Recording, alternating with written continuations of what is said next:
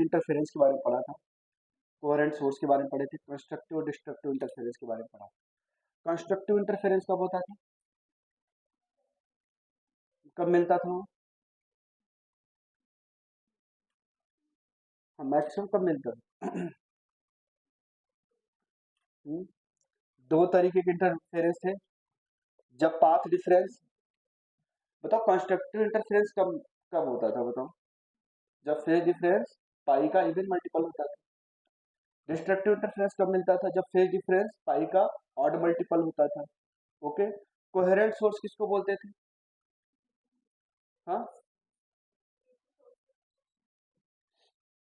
Coherent source कब होता है, जब phase difference with respect to time क्या होता था, कांस्टेंट होता था। ओके, और जो दोनों सोर्स है उनकी फ्रीक्वेंसी क्या होती थी, सेम होती थी। ओके, कोहेरेंट सोर्स कैसे बनाते थे, एक सिंगल सोर्स की मदद से। ठीक है, उस सिंगल सोर्स की मदद से हम क्या बनाते थे, कोहेरेंट सोर्स। ओके, चलो, इनकोहेरेंट सोर्स क्या होता था, जब फेज डिफरेंस टाइम के रिस्पेक्ट में कांस्टेंट नहीं होता था, वो बदलता रहता था। ठीक है, ओके, तो हम बोलते थे इनकोहेरेंट सोर्स। मैक्सिमम एम्पलीट्यूड कैसे निकालते थे, या रिजल्टेंट एम्पलीट्यूड, मान लो दो वेव आ रही, एक की एम्पलीट्यूड है a1, दूसरी की एम्पलीट्यूड है a2, तो रिजल्टेंट कैसे निकालते थे, under root a1 square plus a2 square plus 2a1 a2 cos five. Five यहाँ पे फेज डिफरेंस था, फेज डिफरेंस और पाथ डिफरेंस में क्या रिलेशन थे?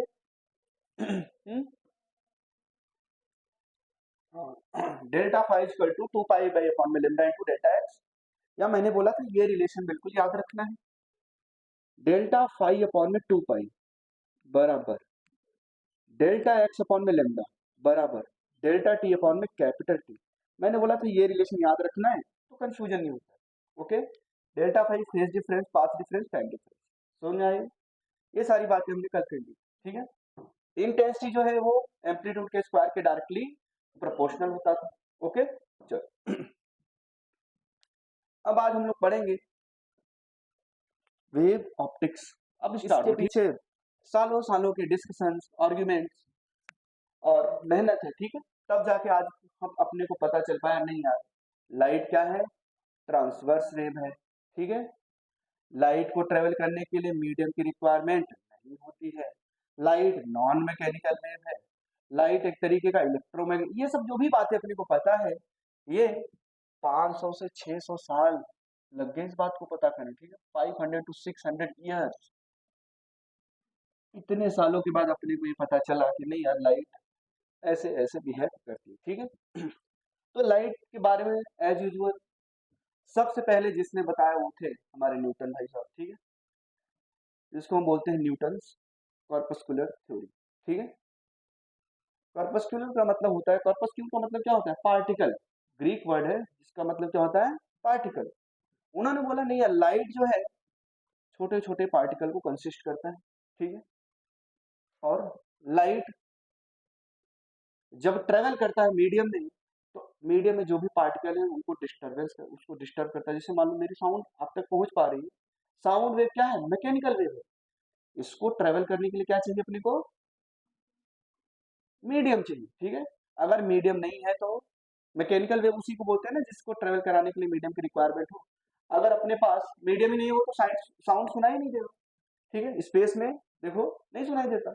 ठीक है, तो जब मैं बोलता हूँ ऐसा थोड़ी ना मेरे मुंह के सामने जो पार्टिकल है बिल्कुल कान तक पहुंच गया, तो यहीं पे है ना, पार्टिकल ने वाइब्रेशन किया तो उसने अपने आगे वाले पार्टिकल को डिस्टर्ब किया, उसने अपने आगे वाले पार्टिकल को डिस्टर्ब किया, तो आपको जाके ईयर ड्रम पे पड़ी वो डिस्टर्बेंस, तो सेंसेशन जो भी हुए तो दिमाग ने उसको रीड किया, नहीं यार ये बोला जा रहा है।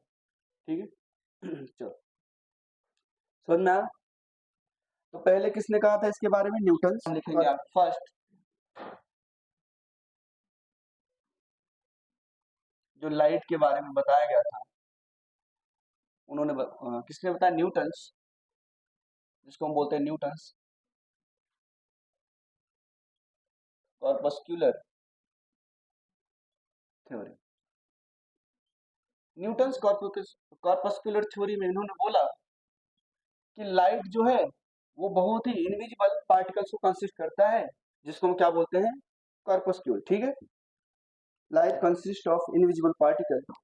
व्हाइट ब्लड कॉर्पसेल्स पढ़ते थे ना आप लोग, तो यहाँ पे यू नहीं आएगा। चलो ये बोल रहे हो, ठीक, चलो।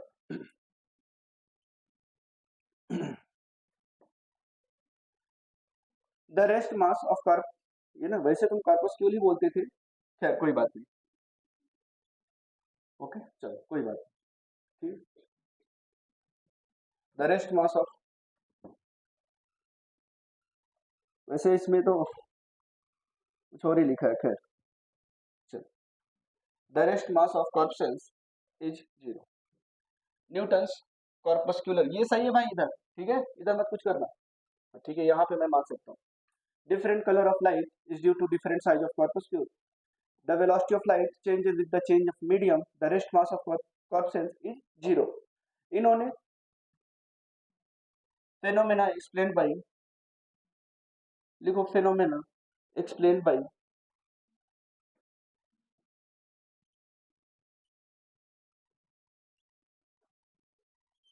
न्यूटन्स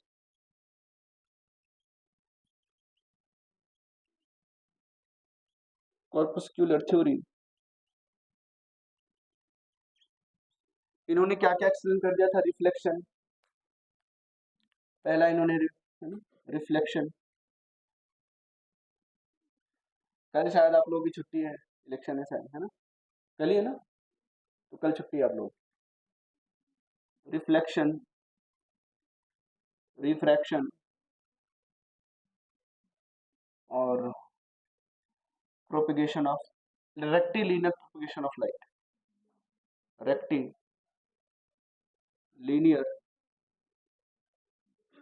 प्रोपिगेशन ऑफ लाइट, शायद 26 जैन को भी मिलती है, उस दिन तो होती है, ठीक है, ठीक है। ऐसे लड़ाइयाँ, ऐसे आर्गुमेंट्स चलते रहे, ठीक है। फिर आए न्यूटन्स, उन्होंने बोला नहीं, लाइट जो है पार्टिकल नेचर का है और इसकी ये प्रॉपर्टीज है, ठीक है। लेकिन कुछ फिनोमेनन हो रहे थे जिसको ये एक्सप्लेन नहीं कर पाए, सिंस अब जैसे मैं बोल रहा हूँ आप तक आवाज जा रही है, तो जब मैंने बोला तो जो मीडियम में पार्टिकल्स थे उसको मैंने डिस्टर्ब किया क्या, तो एनर्जी का रीडिस्ट्रीब्यूशन या एनर्जी ट्रांसफर हुई क्या, एक पार्टिकल से दूसरे पार्टिकल में, दूसरे पार्टिकल से तीसरे पार्टिकल में, जब एनर्जी का ट्रांसफर हुआ तो आप तक वो पहुंचा होगा, ठीक है। सिमिलरली हाइगेंस भाई साहब है, ठीक है, जिसको भी हम बोलेंगे हाइगेंस वेव थ्योरी, ठीक है। हाइगेंस भाई साहब आए, बोले नहीं यार, लाइट को भी ट्रेवल करने के लिए एक मीडियम की रिक्वायरमेंट होगी। जब भाई लोगों ने, क्योंकि जब हाइगेंस ने अपनी वेव थ्योरी दी उसके पहले साउंड वेव की बात हो चुकी थी, उन्होंने बोला साउंड वेव को ट्रेवल करने के लिए मीडियम की रिक्वायरमेंट है, मीडियम की रिक्वायरमेंट है, क्योंकि भाई एनर्जी का डिस्ट्रीब्यूशन कैसे होगा, अगर मीडियम ही नहीं रहेगा तो how you will distribute the energy in the medium, या how will you transfer the energy in the medium. तो फिर भाई उन्होंने भी दिमाग लगाया, हो सकता है लाइट को भी ट्रेवल करने के लिए मीडियम की जरूरत हो, और उस हाइपोथेटिकल मीडियम का उन्होंने नाम दिया ईथर, ठीक है। उस हाइपोथेटिकल मीडियम का उन्होंने नाम क्या दिया? ईथर। बाद में डिस्प्रूफ हो गया कि ईथर जैसा कुछ होता नहीं है, ठीक है। खैर, तो नेक्स्ट लिखेंगे हाइगेंस वेव थ्योरी।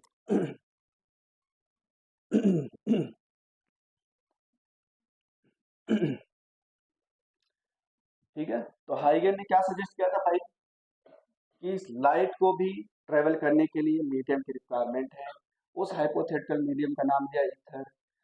उस पर डिस्कशन चलते रहे, बाद में साइंटिस्ट लोगों ने एक्सपेरिमेंट्स किए, रिसर्च की और प्रूफ किया नहीं यार, कोई भी मीडियम की रिक्वायरमेंट नहीं है। तो यहाँ से फाइनल कंक्लूजन क्या निकल के आया? फाइनल कंक्लूजन निकल के आया, लाइट एक ट्रांसवर्स वेव है, लाइट को ट्रेवल करने के लिए मीडियम की रिक्वायरमेंट नहीं है। लाइट दोनों नेचर शो करता है, light shows the dual nature, समझ में आया, ठीक है, मैटर एंड वेव दोनों। मैटर कब होता था, लाइट का मैटर नेचर हम कब लेते थे? जब लाइट मैटर से इंटरेक्ट करता था, ठीक है, जैसे फोटो इलेक्ट्रिक इफेक्ट, ठीक है, when light interacts with matter,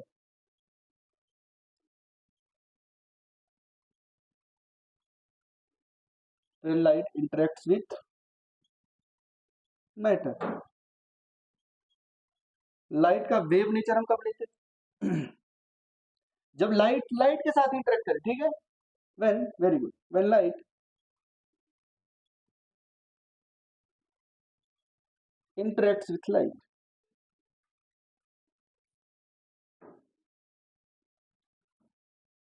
When light interacts with light. तो अब इसका वेव नेचर लेते थे और इससे हमने क्या एक्सप्लेन किया था, पोलराइजेशन, पोलराइजेशन, इंटरफेरेंस,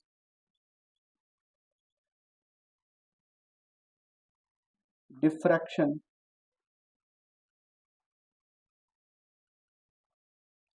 तो जब न्यूटन ने अपना कॉर्पस्कुलर थ्योरी दिया तो उसी समय पे क्रिश्चियन हाइगेंस डच साइंटिस्ट थे, वो भी पढ़ाई लिखाई कर रहे हैं। उन्होंने भी बोला नहीं यार, है ना, कुछ फिनोमेना न्यूटन से एक्सप्लेन नहीं कर पा रहे थे, तो उन्होंने बोला लाइट जो ट्रेवल करता है, किसने बोला, हाइगेंस ने, क्रिश्चियन हाइगेंस ने बोला जो लाइट ट्रेवल करता है वो इन the form of wave front travel करता है, इन the form of wave front. पहले तो बताओ वेव क्या है, propagation of disturbance in the medium. Wave क्या ट्रांसफर करता था, एनर्जी और मोमेंटम को, ठीक है। वेव फ्रंट, उन्होंने बोला light travels in the form of wave front in a medium, ठीक है। तो अब हाइगेंस, ये इलेक्ट्रिक फील्ड है, ये मैग्नेटिक फील्ड है, ये प्रोपगेशन की डायरेक्शन है, ठीक है, propagation of wave, light wave. तीनों ही म्यूचुअली परपेंडिकुलर होते थे क्या, ठीक है। इलेक्ट्रिक फील्ड और मैग्नेटिक फील्ड भी परपेंडिकुलर थे, लेकिन ये दोनों ही सेम फेज में थे क्या, जब ये मैक्सिमा तभी ये मैक्सिमा, जब ये मिनिमा तभी ये मिनिमा। समझ में आ रहा है, ऐसे कुछ ग्राफ बनाया था हमने, हाँ। चल, तो perpendicular cross section of propagation of wave, यार या इसी को ऐसे बोलते थे, या locus of all the particle, locus of all the particle, all the particle vibrating in same phase, vibrating in same phase। Wave front पे जितने भी पार्टिकल होंगे वो सभी क्या होंगे, सेम फेज में होंगे। फेज डिफरेंस क्या होगा, जीरो। जब फेज सेम है सभी का तो फेज डिफरेंस जीरो। बात समझ आई, ठीक है। तो देखो मान लो लाइट कुछ ऐसे ट्रेवल कर रही है मान लो लाइट रेस, एक बार पैरेलल ले लेते हैं, एक बार डाइवर्जिंग ले लेते हैं, एक बार कन्वर्जिंग ले लेते हैं। तो क्या लिखा है, perpendicular cross section,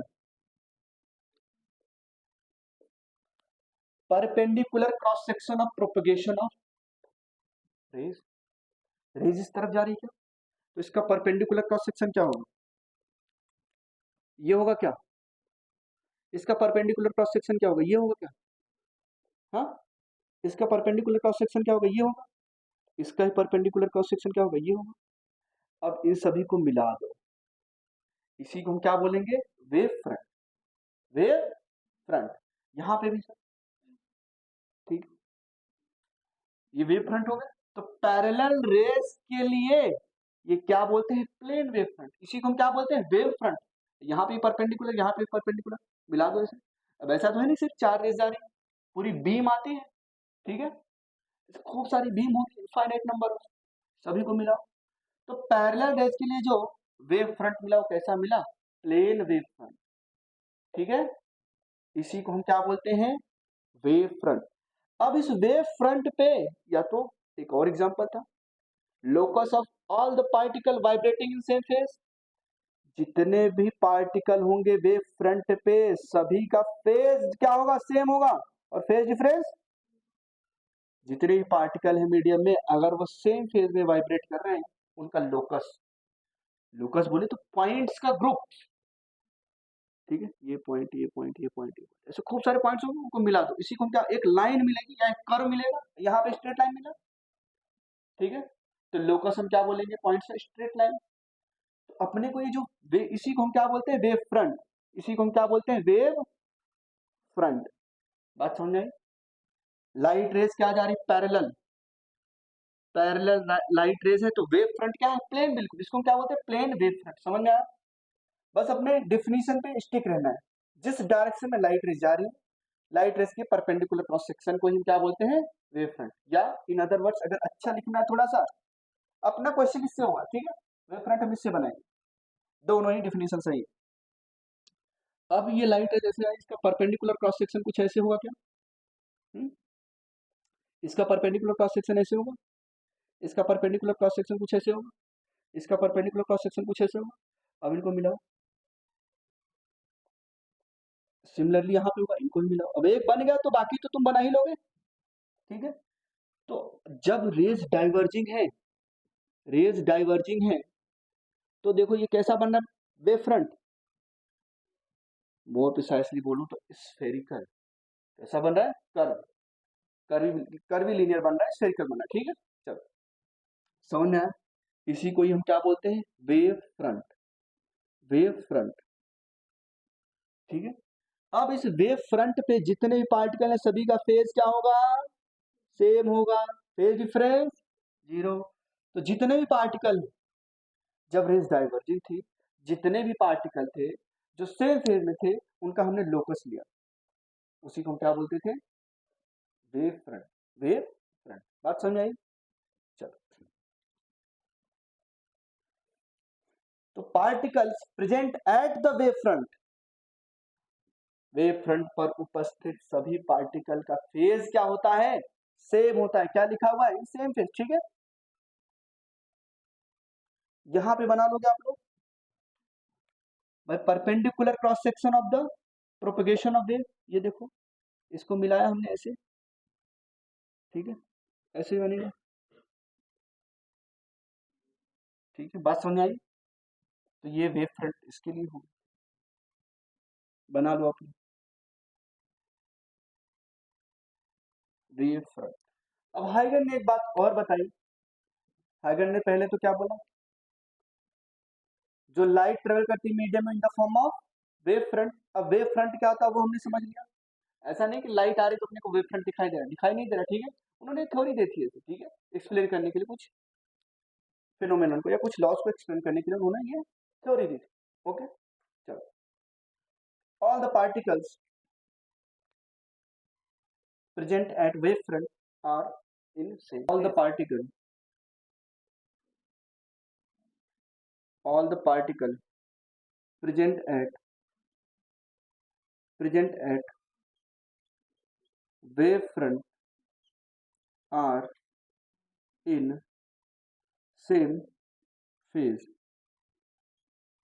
are in same phase, all the particle present at wavefront are in same phase। बात समझ आ गई, ठीक है। चलो, अब हाइगन्स ने एक बात और बोली, जितने भी पार्टिकल इस वेव फ्रंट में प्रेजेंट थे वो एक सेकेंडरी वेवलेट्स का काम कर रहे थे, ठीक है। वो एक सेकेंडरी वेवलेट्स मतलब एक सोर्स का काम करने लगे, ठीक है, एक सेकेंडरी सोर्स का काम करने लगे, ठीक है। जैसे मान लो ये पार्टिकल है,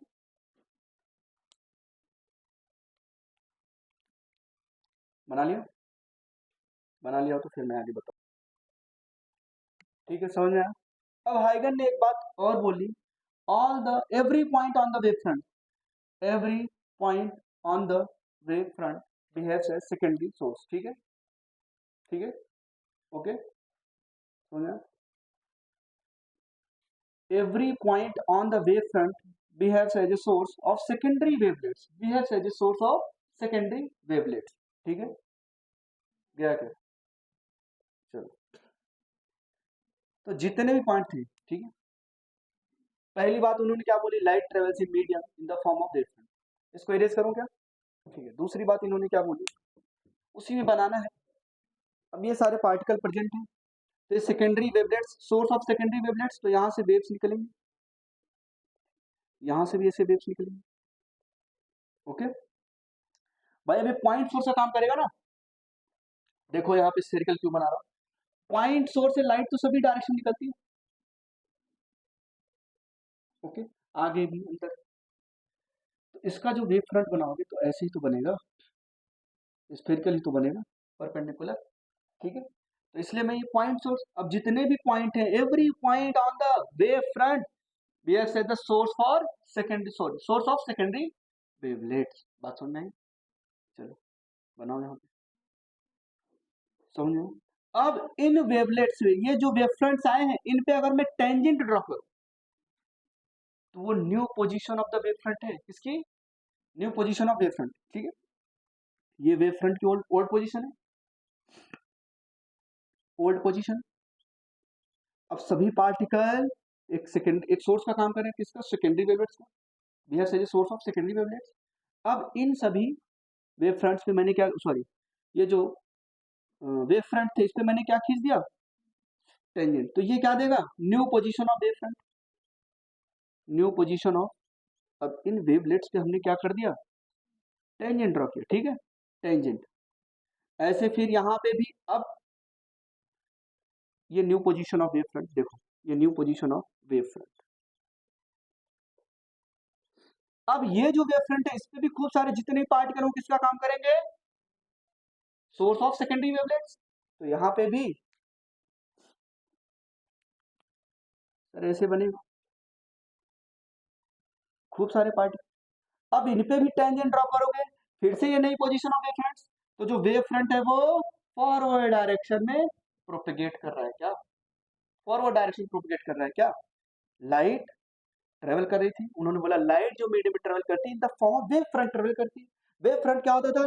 locals of all the point vibrating in the same phase, या जिस डायरेक्शन में लाइट जाए उसके परपेंडिकुलर क्रॉस सेक्शन को क्या बोलते थे? Wave front.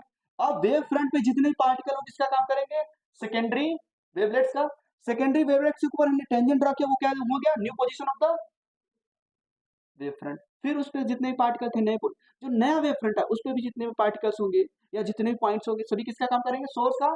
कौन से सोर्स का? सेकेंडरी वेवलेट्स का। फिर से उसमें हमने टेंजेंट ड्रॉ किया, फिर से उस पर पार्टिकल, फिर से हम टेंजेंट ड्रॉ करेंगे। तो समझ में आया क्या? Light travels in the form of wave front end wave front travels in forward direction. ठीक है, ओके, इन्होंने बताया। अच्छा यहाँ पे बताओ, यहाँ पे जितने भी पार्टिकल हैं सिमिलरली यहाँ पे बताओ, रुक जाओ एक मिनट, देखो इधर जितने भी पॉइंट है वेव फ्रंट पे वो किसका काम करेंगे? Source of secondary wavelets. Sir point source का जो वेव फ्रंट होता है स्फेरिकल होता है, बनाओ, बना दिया सर। ठीक है, अब इस पे टेंजेंट ड्रॉ करोगे तो ये वेव फ्रंट आएगा। अब इस पे भी जितने पॉइंट होंगे सब किसका काम करेंगे? सेकेंडरी वेवलेट्स का। इस पे भी आप ड्रॉ करो। अब इस वेवलेट्स के ऊपर क्या ड्रॉ कर दो? टेंजेंट। तो ये क्या हो गया? Wave front. New position of, ये पुरानी थी ये नई हो गई। ठीक है, ये सब क्या है? New position of wave front, new position of wave front, new position of wave front. तो हाइगन ने क्या बोला? Light travel in medium in the form of wave front. फिर उसने क्या बताया? Every point on wave front behaves as the source of secondary wavelets, tangent on these secondary wavelets is the new position of the wave front, या उसी को हम क्या बोलते हैं? Wave front. ठीक है, टेंजेंट टू दीज वेवलेट्स, लिखो यहाँ पे लिख लेना, tangent to these wavelets represent, tangent to these wavelets represent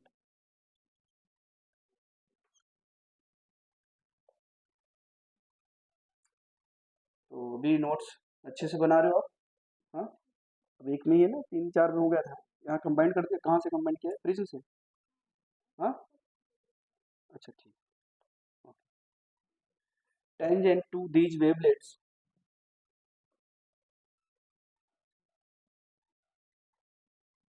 देखो और अगर आपको थोड़ी सी चीजें पढ़नी हो ना एक्स्ट्रा, तो आप यूट्यूब पे भी रेफर कर सकते हो, नहीं तो एक बुक आती है सिंगेज पब्लिकेशन की। ठीक है, वैसे आपके लिए मोर देन इनफ है जितना आपने पढ़ा है, जेई मेंस प्लस तक आप लोगों ने पढ़ा है। ठीक है, अगर जे एडवांस की बात कर लीजिए तो सिंगेज पब्लिकेशन की बुक्स लेनी पड़ेगी आपको। खैर, tangent to these wavelets represent, tangent to these wavelets represent the new position of wavefront, the new position of wavefront, the new position of wavefront। समझ में आया? ये जो वेवलेट्स पे नहीं, टेंजेंट ही तो है ये सब क्या है, टेंजेंट ही तो है। ठीक, चलो यहाँ पे बताओ, यहाँ पे बताओ, यहाँ पे भी वैसे बना लोगे। ठीक है, ऐसे बनेगा। डायरेक्शन में रेज जा रहे हैं उसके परपेंडिकुलर क्रॉस सेक्शन को ही वेव फ्रंट बोलते थे, या तो locus of all the point vibrating in the same phase. और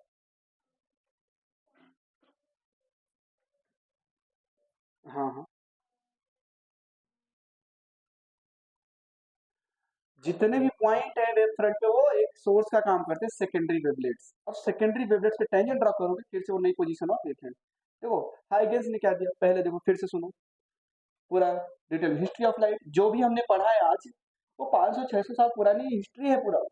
500-600 साल में वो डेवलपमेंट हुआ। जैसे आप बायोलॉजी पढ़ते हो, ओरिजिन एंड इवोल्यूशन, ठीक है, तो नदी के किनारे वो सब जो भी है, ठीक है, पूरा कहानी पढ़ते हो, तो वैसे ही कहानी यहाँ पे चल रही। तो लोगों ने बोला नहीं यार लाइट ट्रांसवर्स है, कोई बोला लॉन्गिट्यूडनल है, कोई बोल रहा है मैकेनिकल वेव है, कोई बोला नॉन मैकेनिकल वेव है, कोई बोल रहा है प्रोपगेशन के लिए मीडियम चाहिए, कोई बोल रहा है नहीं चाहिए, बड़ी लड़ाई चलती रही। ठीक है, तो आया न्यूटन। न्यूटन ने बोला लाइट एक इनविजिबल टाइनी पार्टिकल को कंसिस्ट करता है, जिसको हम कॉर्पस्क्यूल बोलते हैं। ठीक है, ओके, तो light consist of invisible particle. और उन्होंने बोला जो डिफरेंट कलर होते हैं, रेड ग्रीन, ये सब डिफरेंट साइज ऑफ कॉर्पस्क्यूल की वजह से होते हैं, ये भी उन्होंने बताया। ठीक है, और इन्होंने बोला अलग अलग मीडियम में लाइट की स्पीड अलग होगी। ये अपने लॉ से रिफ्रैक्शन, रिफ्लेक्शन और रेक्टिलिनियर प्रोपगेशन ऑफ लाइट को समझा पा रहे थे, लेकिन बाकी चीजें वो नहीं समझा पा रहे थे, ना तो फोटो इलेक्ट्रिक इफेक्ट, ना तो इंटरफेरेंस, ना तो पोलराइजेशन, ना तो डिफ्रैक्शन। बात समझ आई? फिर उसी समय क्या था, डच में एक साइंटिस्ट थे जिनका नाम था क्रिश्चियन हाइगेंस। ठीक है, ये बोले यार उनके टाइम तक जब हाइगेंस ने वेव थ्योरी दी, उसके पहले साउंड वेव की बात हो चुकी थी। बोले यार जब साउंड वेव को ट्रेवल करने के लिए, जब साउंड वेव को ट्रेवल करने के लिए मीडियम की आवश्यकता है, तो हो सकता है लाइट को भी मीडियम की आवश्यकता हो। उसने उस मीडियम का हाइपोथेटिकल मीडियम का नाम दिया ईथर, जो बाद में डिस्प्रूव भी किया गया। कई लोगों ने डिस्प्रूव किया, एक तो था माइकलसन मोरले एक्सपेरिमेंट, उससे भी हमने इसको डिस्प्रूव किया था। खैर, तो साउंड वेव का प्रोपगेशन कैसा प्रोसेस है, आइसोथर्मल या एडियाबैटिक? एडियाबैटिक प्रोसेस है। ठीक है, समझ में आया? तो ऐसे इन्होंने दिया, बोला जो लाइट वेव है वो इन the form of wave front travel करेगा। इन्होंने बोला जो, और वेव फ्रंट क्या होता है, फिर हमने पढ़ा वेव फ्रंट जिस डायरेक्शन लाइट वेव प्रोपगेट कर रहे हैं उसके परपेंडिकुलर क्रॉस सेक्शन को हम क्या बोलते थे, या मान लो डाइवर्जिंग है तो ऐसे स्फेरिकल, उसको हम क्या बोलते थे, परपेंडिकुलर क्रॉस सेक्शन को वेव फ्रंट। या वेव फ्रंट की एक अच्छी definition, locus of all the point vibrating in same phase, या इन अदर वर्ड्स बोले वेव फ्रंट में जितने भी, अब locus of all the point vibrating in same phase क्या बोले wave front. In other words मैं ऐसे ही बोल सकता हूँ, वेव फ्रंट पे जितने पार्टिकल है सभी सेम फेज में होंगे क्या, उन सभी का फेज डिफरेंस क्या होगा, जीरो होगा। अब उस पर जितने भी पॉइंट है हाइगेंस ने बोला वो सभी एक सोर्स का काम करते हैं, सेकेंडरी वेवलेट्स। उन सेकेंडरी पॉइंट है ना, पॉइंट सोर्स का वेव फ्रंट स्फेरिकल होगा, अभी बताऊंगा। उन सभी वेवलेट्स हमने टेंजेंट ड्रॉ किया, वो क्या दिया अपने को, new position of the wave front. Wave front propagates in the travel in the forward direction, ये लिखा कि नहीं आप लोगों ने, सोर्स। ठीक है, देखो अपनी जो लेक्चर्स हैं, वैसे तो कोशिश रहेगी सैटरडे कंप्लीट हो जाएगी, जो एक दिन का गैप आ गया ना, तो शायद मंडे को आना पड़े। ठीक है, तो रेडी रहना मंडे को आने के लिए। Okay, spherical wave front originates from point source. ठीक है, अब एक पॉइंट सोर्स लिया, अब मान लो बल्ब लेके आओ, एक पॉइंट सोर्स एलईडी बल्ब, तो देखो उससे खूब सारी रेज सभी डायरेक्शन निकलती है क्या। ठीक है, अब ऐसा नहीं कि सिर्फ और सिर्फ प्लेन में ही निकल रही है। ओके, ऐसा नहीं कि सिर्फ और सिर्फ प्लेन में ही निकल रही, बाहर भी निकल रही है। ठीक है, ऐसा तो है नहीं कि सर ये सिर्फ किसी को लाइट कर रही है। ओके, या आप लोगों ने अलग ही बल्ब बनाया हुआ, सिर्फ वो जहाँ पे हम चाहेंगे वहीं पे लाइट जाएगी। ठीक है, अपने हिसाब से हम गाइड करते हैं सनलाइट को। ठीक है, तो क्या ये लाइट की रेज निकल रही क्या, लाइट रेज के perpendicular cross section, perpendicular cross section क्या होता था, वेव फ्रंट। अब इन सभी पॉइंट्स को मिला दोगे तो कैसा बन रहा है, स्फेरिकल दिखेगा। सर्कुलर मत बोल देना, स्फेरिकल। ठीक है, ऐसे मिलाओ, ऐसे मिलाओ। ठीक है, तो एक पॉइंट सोर्स का जो वेव फ्रंट है वो कैसा आएगा, स्फेरिकल। आप लोगों ने पॉइंट सोर्स के लिए, for point source for point source,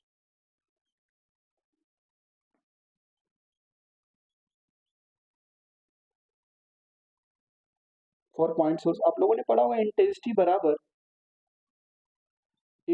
बराबर, ये तो फॉर्मूला सभी के लिए एप्लीकेबल है। इंटेंसिटी बराबर पावर अपॉन में एरिया, ये तो सभी के लिए एप्लीकेबल है सर।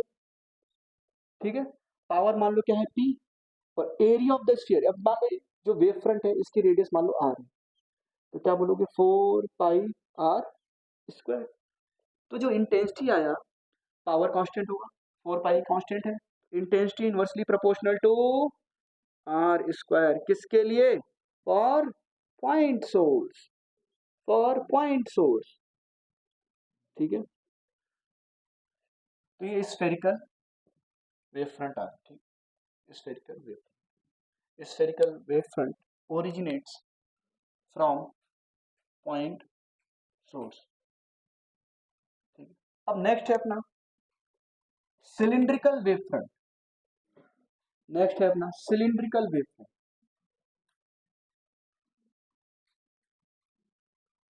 सिलिंड्रिकल वेव फ्रंट,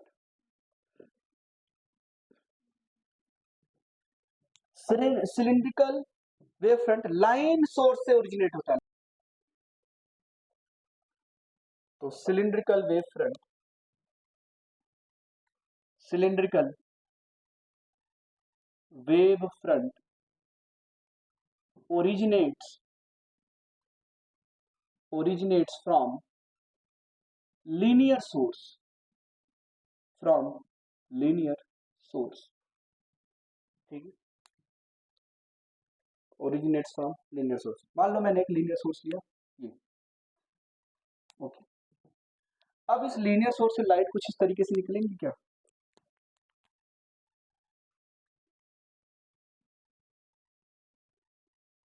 और वो सभी डायरेक्शन में निकलेंगे, वो सभी डायरेक्शन में निकल रहे होंगे क्या।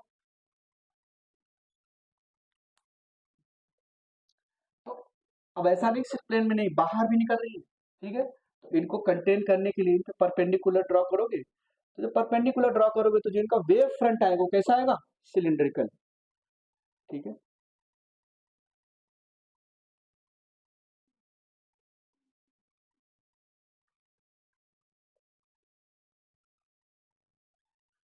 ठीक है, अब मान लो इसकी लेंथ है L और इसकी रेडियस है R। अगर मैं यहाँ पे इंटेंसिटी पूछता, इंटेंसिटी बराबर पावर अपॉन में एरिया, पावर अपॉन में एरिया, तो कोई बताएगा एरिया क्या है, 2 pi r into L, base perimeter into height. ठीक है, इंटेंसिटी जो आया वो क्या है सर, पावर अपॉन में area 2 pi r into L, ये आ गया आपका इंटेंसिटी। ओके, इंटेंसिटी किसके प्रोपोर्शनल आया सर, यहाँ पे inversely proportional to r in case of cylindrical wave front. ठीक है, चलो नेक्स्ट है अपना plane wave front, plane wave front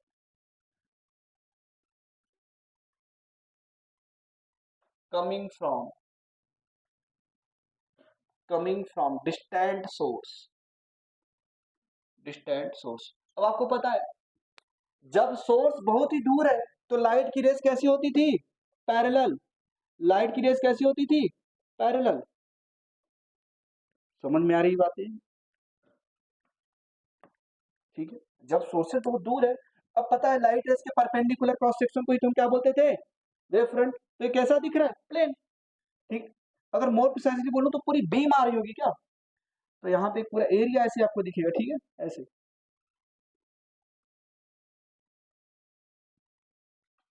ठीक, ये पूरा एरिया दिखेगा आपको, ये wave front, plane wave front. समझ में आया, पूरी रुको मैं सही से बना देता हूँ, एक मिनट रुको। आपको पता है सर लार्ज डिस्टेंस से कोई भी रेज आएगी तो पैरेलली ही मानते थे, इनफाइनाइट से तो खूब सारी रेज आ रही होगी।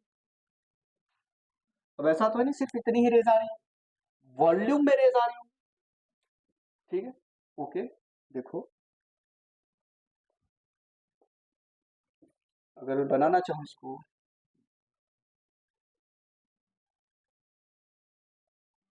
ऐसे वॉल्यूम में रेज आ रही है खूब सारी। ओके,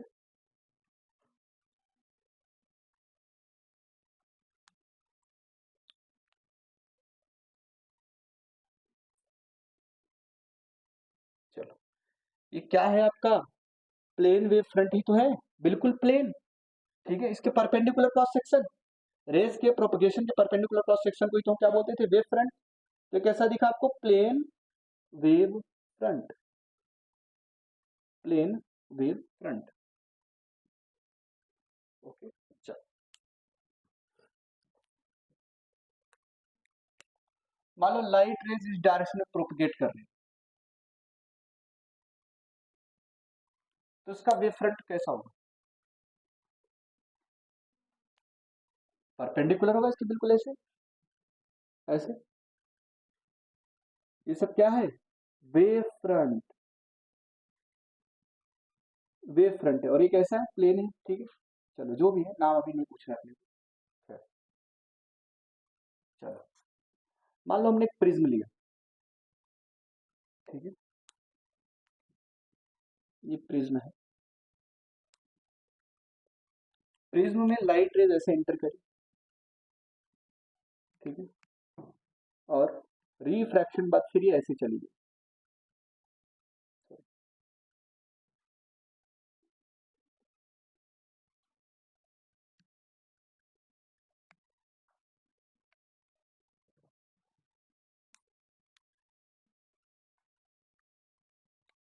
ओके, तो बताओ wave front, incident wave front बताओ, ये क्या है, इंसिडेंट वेव फ्रंट।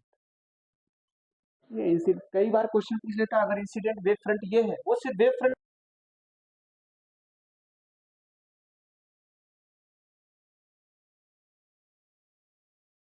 फ्रंट है क्या है, ये वेव फ्रंट। ठीक है, लाइट तो प्रोपगेट कर रही होगी, उसके परपेंडिकुलर हमने ड्रॉ किया था क्रॉस सेक्शन, तो ये वेव फ्रंट दिख रहा है। अब दूसरे लाइट सोर्स को ऑन कर दिया। ठीक है, तो क्या इंटरेक्शन हो रहा है क्या दो वेव्स के बीच में, एक जगह पे मैक्सिमम मिल रहा है, एक जगह पे मिनिमम। देखो बिल्कुल यहाँ मिनिमम मिल रहा है क्या, इस लाइन के क्रॉस, इस लाइन के क्रॉस मिनिमम इंटेंसिटी है। यहाँ पे क्या होगा, मिनिमम एनर्जी क्या हुआ, यहाँ पे डिस्ट्रक्टिव इंटरफेरेंस। एक जगह मैक्सिमम मिल रहा है, उसको हम क्या बोलते हैं, कंस्ट्रक्टिव इंटरफेरेंस। समझ में आ रहा है इंटरफेरेंस। ठीक है, चलो अब जो इंटरफेरेंस हम पढ़ेंगे उसमें दोनों ही सोर्स क्या होने चाहिए थे, कोहेरेंट। कोहेरेंट सोर्स वही होते थे जिनकी फ्रीक्वेंसी सेम हो और phase difference with respect to time constant हो। ठीक है, सिंस अब ये दोनों ही सोर्स अलग अलग हैं, इंडिपेंडेंट हैं। ठीक है, तो यहाँ पे कोहेरेंट ये नहीं है। ओके, अगर मान लो, चलो ठीक है, मान लिया हमने सर कोहेरेंट। आपको ये लाइन दिख रही कि नहीं दिख रही, समझ में, यहाँ पे क्या बन रहा है, मिनिमम, यहाँ पे क्या मिल रहा है, मैक्सिमम। अभी मैं यंग्स डबल स्लिट में बात करूंगा तो वहां पे बोलूंगा dark fringe and bright fringe. ठीक है, समझ में आया क्या। ओके, और भी साउंड वेव से, ठीक, साउंड वेव ट्रेवल कर रहा है, इसको भी ऑन कर दिया। अब देखो इंटरफेरेंस में एक जगह पे मैक्सिमम इंटेंसिटी, एक जगह पे मिनिमम इंटेंसिटी दिख रहा है, समझ में आया। चल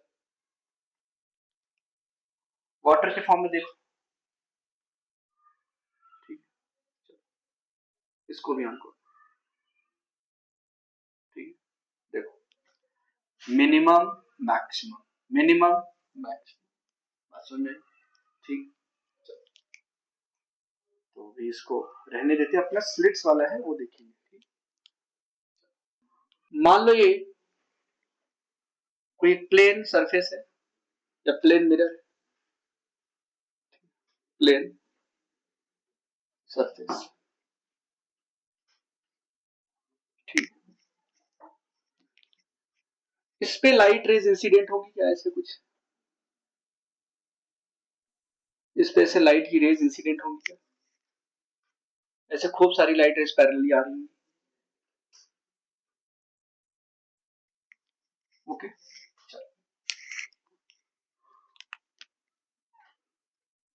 ये क्या है, नॉर्मल, नॉर्मल से ये एंगल क्या बनाएगा, एंगल ऑफ इंसिडेंस, फिर ये ऐसे चला गया होगा,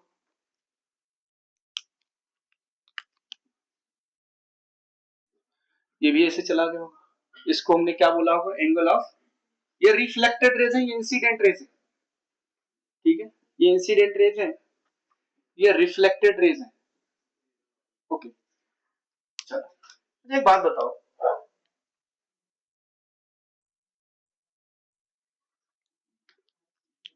ये जो रेज आ रही है बीम आ रही है ना रेज की, ऐसा नहीं एक रेज आ रही है बीम आ रही है, उस पे अगर मैं परपेंडिकुलर उसके क्रॉस सेक्शन के अगर मैं परपेंडिकुलर ड्रॉ करूं तो अपने को क्या मिलने वाला है, वेव फ्रंट। आएगा सीधे थ्योरी यूज कर रहे तो वेव फ्रंट से प्रूव करने जाएंगे ना। अब ये हो गया, धर्मशाला में नहीं है भाई, है ना, ये परपेंडिकुलर, समझ में आए, जो वेव फ्रंट है बीम ऐसे आ रही थी खूब सारी, उसके परपेंडिकुलर ही तो होगा, समझ में आ रही बात, ये वेव फ्रंट समझ में आएगी नहीं, ये जो इंसिडेंट लाइट थी उसका वेव फ्रंट है ऐसे होगा, मैंने एक वेव फ्रंट की बात, चलो यहाँ पे बताओ, ये रिफ्लेक्टेड रेज है, अब इसका वेव फ्रंट ऐसे होगा, ये मिला है सर, ये भी इसमें परपेंडिकुलर रिफ्लेक्टेड रेज है, परपेंडिकुलर ही तो होता था क्रॉस सेक्शन, ये परपेंडिकुलर होगा सर, सर ये एंगल आई है तो ये भी एंगल क्या होगा आई, ये बचा कितना 90 माइनस आई, बात समझ आई, और ये एंगल आई है तो सिंस ये परपेंडिकुलर होगा तो ये पूरा का पूरा एंगल कितना होगा, ये आई होगा क्या, चलो क्योंकि ये कितना हो जाएगा 90 माइनस आई, भाई समझ पा रहे हो, ये 90 माइनस आई और ये आई, ठीक, चलो यहां पे बताओ, ये एंगल ऑफ रिफ्लेक्शन है आर, ये 90 माइनस आर तो ये आर, समझ में आया, 90 माइनस आर समझ में आया, एक आई कैसे हो गया, नहीं समझ में आया ना, फिर क्यों हाँ बोल रहे हो, देखो सर ये एंगल इससे आई बना रहा है क्या, ये वेव फ्रंट है, वेव फ्रंट तो सर परपेंडिकुलर होगा ना रेस के, ये आई तो बचा कितना, हाँ ये वाला आई कैसे आया, ये पूरा एंगल कितना होना चाहिए, ये 90 माइनस आई तो बचा कितना, अब समझ आया ना, कुछ भी इधर उधर नहीं करना, बिल्कुल छोटी से छोटी बात समझ, सर ये वेव फ्रंट है, वेव फ्रंट इस रेस की तो परपेंडिकुलर होता भाई, ये लो, मैं सोच रहा था ना बनाऊं, लेकिन बनाना पड़ेगा ना, समझ में आनी चाहिए एक चीज, कश्मीर जवेरिया को तुमने भगा दिया, अपने जिगरी यार को ही भगा दिया तुमने, हाँ क्या हुआ, हमारा भी नहीं आ रही काफी टाइम से, हाँ? ये बोर्ड के लिए कुछ ज्यादा ही परेशान हो गया लग रहा है बच्चे, चलो खैर कोई बात नहीं, इधर देखो अब ये भी तो 90 डिग्री था, ये आ तो ये कितना 90 माइनस आर, और ये पूरा 90 डिग्री है क्या, ये पूरा नॉर्मल, नॉर्मल ये पूरा 90 डिग्री, समझ आया, अभी भी नहीं समझ में आया क्या, क्या नाम आ गया, ठीक, चलो तो ये 90 डिग्री, ये भी 90 डिग्री, ये एंगल आई, अपने को प्रूफ क्या करना, आई बराबर आर, ठीक है, अब नाम दे दो, भाई नामकरण करना पड़ेगा नहीं सबका, मान लो ये ए है और ये ए डैश है, ये बी है और ये बी डैश है फॉर एग्जाम्पल, ओके, अब यहां पे बताओ, इस ट्राइंगल बात करेंगे, इन ट्राइंगल सर क्या ये जो 90 डिग्री है, अच्छा यहाँ पे जो वेव ट्रेवल कर रही है, वेव ट्रेवल करने की स्पीड सेम होगी, जितनी सर ये जो दूरी होगी बी बी डैश और ये जो दूरी होगी बराबर होनी चाहिए, भाई बी इंटू बी डैश बराबर क्या लिखोगे, speed of the wave into time taken, A into A dash क्या लिखोगे, sir speed of the wave into time taken, समझना, वेव की स्पीड सेम है, आ रही थी पूरी बीम, टकरा के वापस गई, रिफ्लेक्शन हो रहा है, ठीक है, तो रिफ्लेक्शन हो रहा है, मैंने क्या बोला था, रिफ्लेक्शन के बाद ना तो स्पीड चेंज होती है, ना तो कलर चेंज होता है, ना तो फ्रीक्वेंसी, ना तो वेवलेंथ, समझ आई, तो ए ए डैश और B B dash, B B dash क्या है sir, incident rays, A dash क्या है? Reflected rays. ये दूरी क्या बराबर दिख रही क्या? अपने को यहां से क्या दिख रहा है? ए डैश बराबर बी बी डैश, ये दिखा गया। ठीक है, अगर मैं यहाँ पे इस triangle in triangle A B B dash sine i निकालूं तो साइन आई क्या आएगा? सर एंगल के सामने की डिस्टेंस को बोलते थे परपेंडिकुलर, तो B B dash divided by hypotenuse क्या है? A B. ठीक है, इन ट्राइंगल अब इसमें इस वाले ट्राइंगल चलो A B A dash, in triangle A B A dash. अब क्या लिखोगे इसमें? साइन आर क्या लिखोगे? A dash divided by A B. ठीक है, चलो तो अब डिवाइड कर दो साइन आई, या आपको दिख रहा है यहाँ पे सर दोनों ही बराबर लग रहा है। ठीक है, डिवाइड कर लो साइन आई अपॉन में sine are, sine I divided by sine are बराबर B B dash divided by A B divide by A dash divided by A B से A B cancel, B B dash divided by A dash. अब since ये भी बराबर है यहां से, ठीक है, तो साइन आई अपॉन में साइन आर क्या है? तो यहां पे लिख लेना since A dash is equal to B B dash, तो क्या लिखोगे? साइन आई अपॉन में साइन आर इक्वल टू 1, तो इसको कट कर दो ना, पूरा 1 आ जाएगा। तो साइन आई बराबर साइन आर, आई बराबर क्या आ गया? आर। ठीक है, यही तो है लॉ ऑफ रिफ्लेक्शन। ठीक है, एंगल आई बराबर एंगल आर, नोट डाउन करो।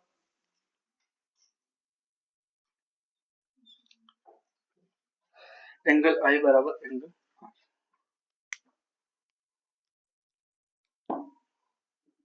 ऐसा कुछ तो नहीं कि समझ में नहीं आया रे डायग्राम वेव, ये जो रेड पेन से बना है ये वेव फ्रंट है, ये सब वेव फ्रंट है।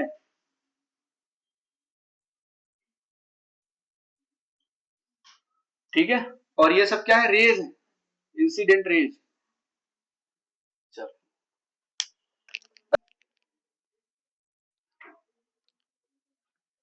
चलो, दो मीडियम है, मान लो एक का रिफ्रैक्टिव इंडेक्स है म्यू1, दूसरे का रिफ्रैक्टिव इंडेक्स है म्यू2, लाइट रेज आई,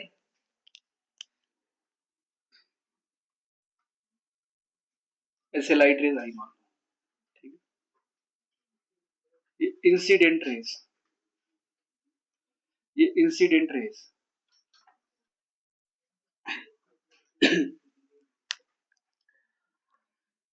दो मीडियम को अलग करने वाले सरफेस को क्या बोलते थे? बाउंड्री। बाउंड्री किसको बोलते थे? जो दो मीडियम को अलग करते। ठीक है, बिल्कुल अब रिफ्रैक्शन वाला पढ़ने जा रहे हैं, बाउंड्री। अभी मैं तुम लोगों को पढ़ाता हूं इंसिडेंट रेज। ठीक है, तो तुम्हारे कितने थे? 151। हाँ, अच्छा, वन नूरे तुम्हारे कितने नंबर थे? 132। तो अच्छे नंबर है आप लोगों के, और यही ऐसे ही नंबर आएंगे, है ना, परेशान नहीं होना बिल्कुल। चलो, इंसिडेंट रेज। अब ये रेस को मैं क्या करने जा रहा हूं? बेंड करने जा रहा हूं, किधर? Towards normal. ये लो सर, टुवर्ड्स नॉर्मल,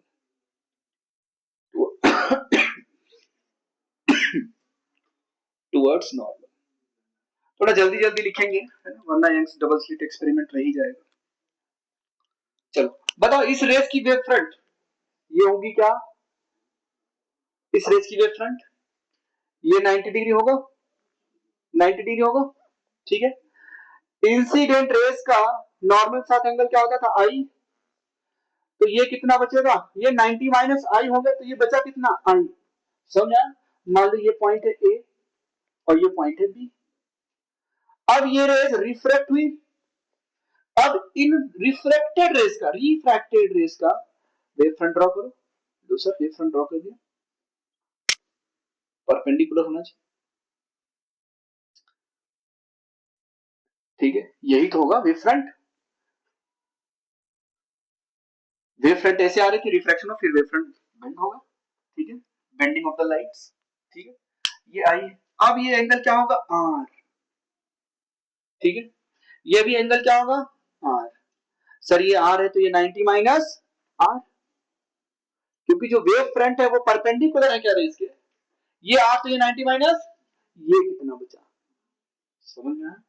अपने को यही प्रूफ करना, आई बराबर आर। ये रिफ्लेक्टेड रेज, मान लो ये वेव फ्रंट यहाँ पे आके टकरा है, इसको हमने बोल दिया बी डैश, इसको हमने बोल दिया ए डैश, ठीक है। चलो,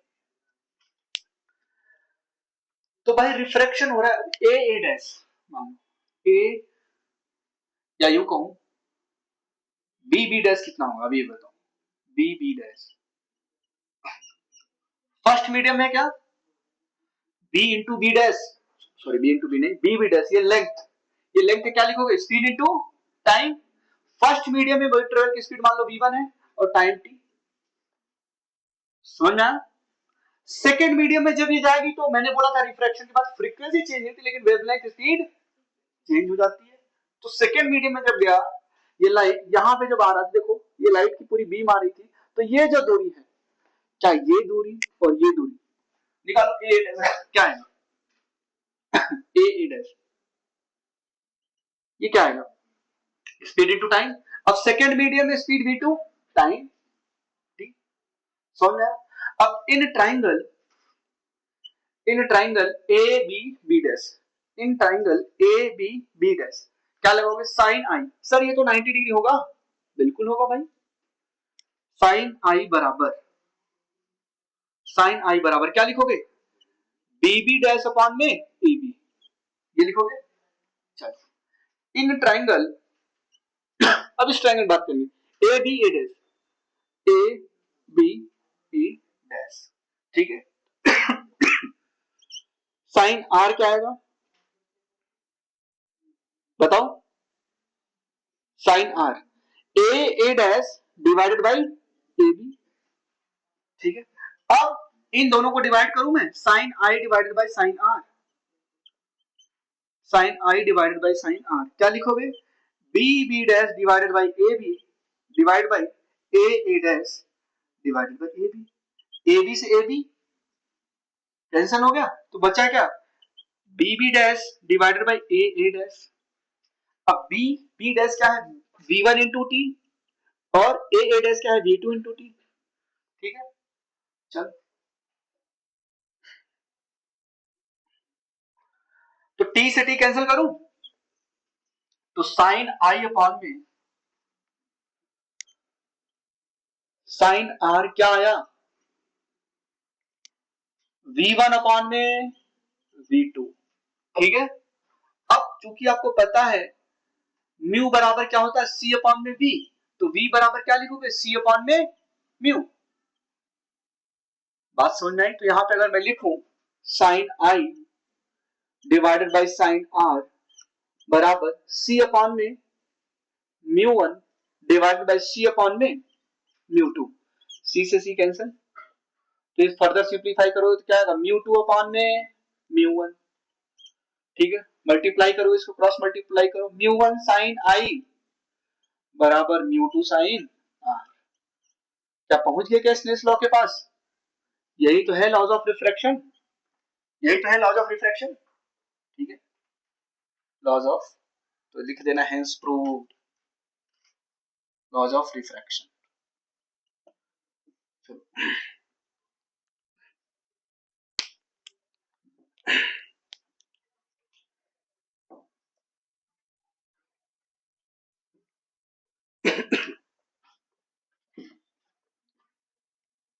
दो छेद रहेंगे, उसमें संख्या वो सोर्स का काम करेगी, ठीक है, वो कोहेरेंट सोर्स का काम करेंगे, ठीक है। तो देखो अभी क्या है, यंग्स डबल स्लिट एक्सपेरिमेंट पहले पढ़ने से पहले सोर्सेस की लड़ाई कर हुई, ठीक है, कि भाई सोर्स कौन सा ले, ठीक है। तो सोर्स दो तरीके के होते थे, आप लोगों ने पढ़ ही रखा है, coherent and incoherent, coherent source and incoherent source. तो कोहेरेंट सोर्स किसको बोलते थे, phase difference is constant with respect to time, with respect to time, और sources of same frequency, sources of same frequency. सबसे इंपॉर्टेंट बात तो ये है, क्योंकि सोर्स तो यहाँ भी सेम फ्रीक्वेंसी का हो सकता है लेकिन इनकोहेरेंट हो सकता है, ठीक है। सोर्सेस ऑफ सेम फ्रीक्वेंसी ये डिस्टिंग्विशिंग पार्ट नहीं है, खैर ये दोनों कंडीशन चाहिए अपने को। ओके, इनकोहेरेंट कब होता था? जब फेज डिफरेंस कांस्टेंट नहीं होता था, ठीक है। Phase difference is not constant with respect to time, ठीक है। फेज डिफरेंस मतलब डेल्टा फाई कांस्टेंट नहीं है, ओके। तो उसको हम क्या बोल देते थे? इनकोहेरेंट सोर्स, ठीक है। अब कोहेरेंट सोर्स बनाते कैसे थे? कोहेरेंट सोर्स बनाते कैसे थे सर? सिंगल सोर्स से एक बल्ब लेके आओ, ठीक है, एक बल्ब लेके आए, उसको हमने एक स्लिट के सामने रख दिया, ठीक है। चलो देखो, यहां से एक हमने होल किया, अब यहां से वेव ट्रेवल करेगी क्या? यहां से वेव ट्रेवल करेगी, इसके सामने अब हमने दो स्लिट कर दी, ये वेव ट्रेवल करके यहां से भी गई होगी और यहां से भी गई होगी। क्या जो चेंजेस यहां देखने को मिलेंगे इस बल्ब में, वही चेंजेस यहां दोनों पे भी देखने मिले क्या? तो कैसा सोर्स बन गया? कोहेरेंट सोर्स, ठीक है। आप दुकान पे गए, दो बल्ब खरीद, एक बल्ब लेके आए, एक बल्ब से बनाए, अब इनकोहेरेंट सोर्स कैसे बोलेंगे? दो इंडिपेंडेंट सोर्स या इंडिपेंडेंट सोर्स वो क्या होते हैं? Coherent, sorry incoherent. Independent source क्या होते हैं? इनकोहेरेंट।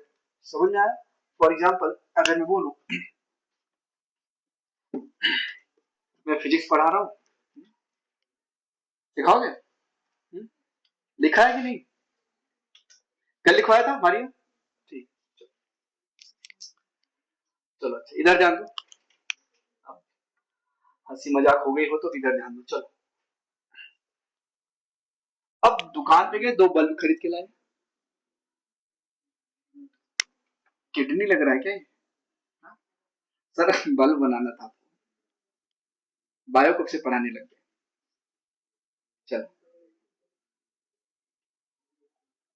नहीं सोच रहे हैं बायो का फील्ड में आ ही जाए, फिजिक्स ज्यादा क्या सर? फिर फिजिक्स, फिर आपको बायो डिफिकल्ट लगने लगी, ऐसा है? बस हाँ, बहुत बहुत डिफिकल्ट है, कितने डायग्राम बनाने होते हैं। यहाँ पे एक लाइन खींचो, काम हो गया, ठीक है। उधर पूरा डायग्राम सब कुछ बताना पड़ता है, ठीक है। अभी देखो, दुकान पे गए, दो बल्ब खरीद के लाए, दोनों ही इंडिपेंडेंट है। इस बल्ब के साथ क्या हुआ, इसको कुछ लेना देना नहीं है, इसके साथ क्या हुआ, इससे कुछ लेना देना नहीं है। दोनों को आपने ऑन किया, अब लाइट निकली यहां से, ठीक, लाइट निकली यहां से, ठीक। चलो, ये स्क्रीन पे जाके मान लो एक लाइट वेव इधर गई, यहां से एक लाइट वेव इधर आई, ठीक है। तो जो यहाँ पे इंटेंसिटी मिली, आपने देखा सर इंटेंसिटी जो फेज डिफरेंस है वो कांस्टेंट नहीं था, फेज डिफरेंस और टाइम के रिस्पेक्ट में कांस्टेंट नहीं था।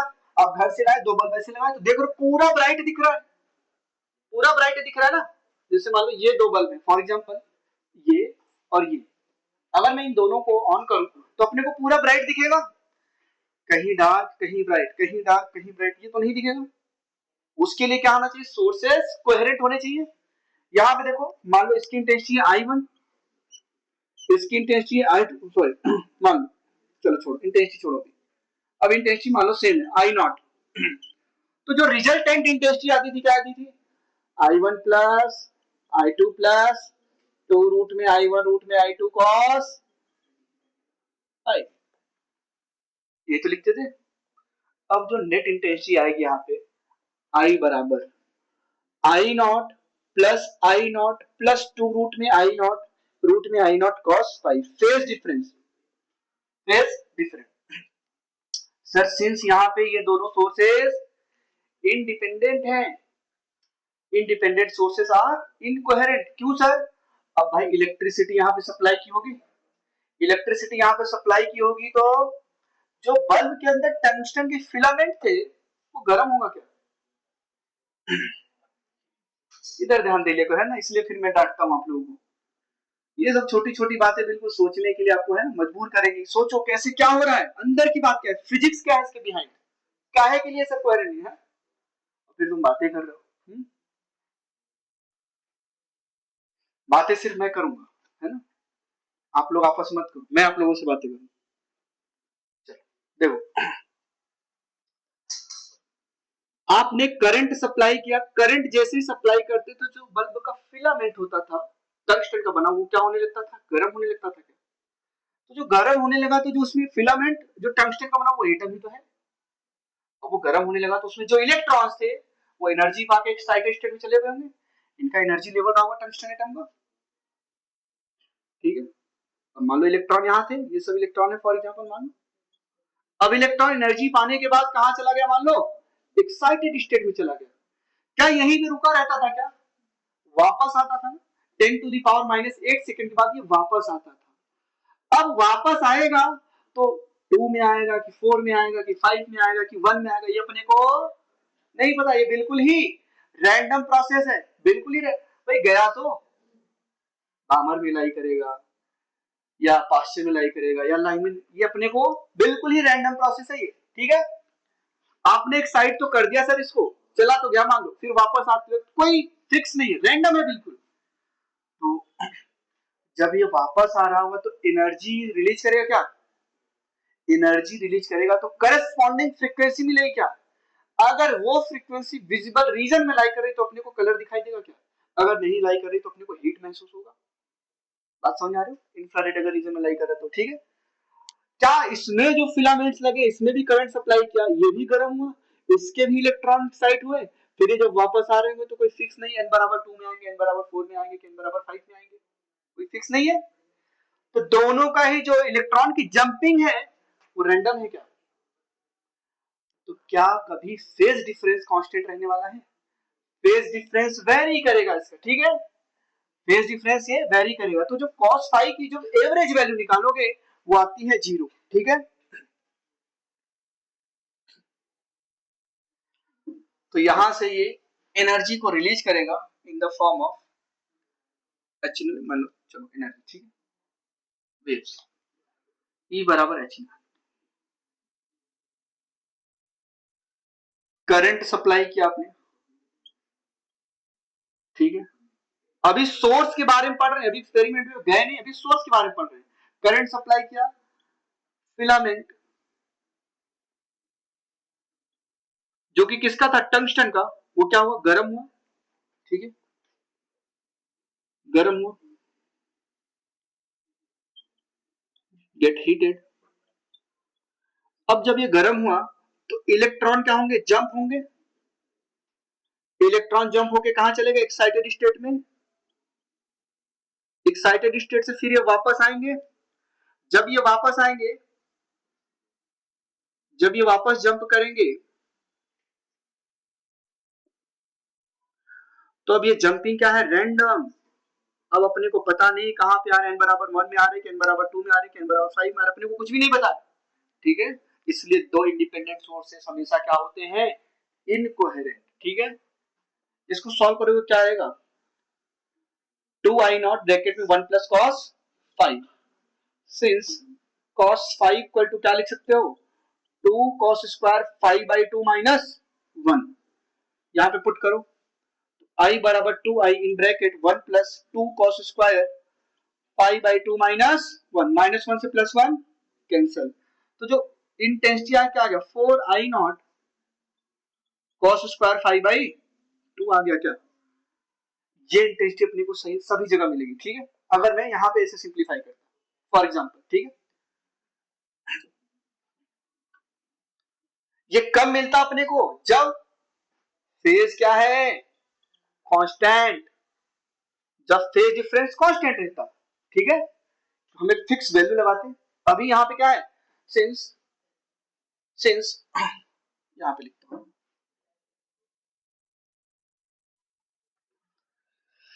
कहां लिखूं, चलो यहां पे लिख देता हूं, since to independent sources, since two independent sources are since two independent sources are incoherent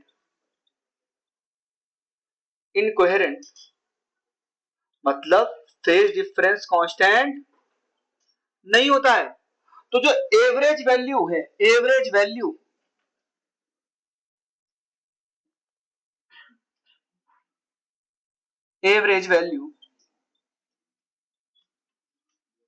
value of cos five वो क्या आएगा, जीरो। क्या आएगा? तो जो यहाँ पे नेट इंटेंसिटी निकालोगे, क्या आएगा, I one plus I two, root I one root में आई टू कॉस फाइव था, ये पूरा क्या हो जाएगा, जीरो। समझ में आया?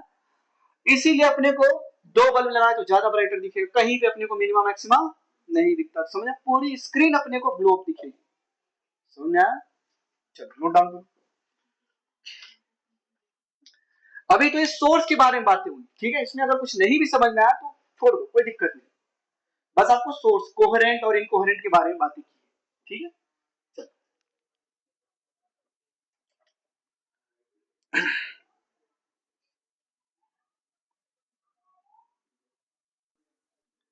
Young's double slit experiment. तो पहले तो सर अपने को कोहेरेंट सोर्स चाहिए, बल्ब लेके आए सर अपने।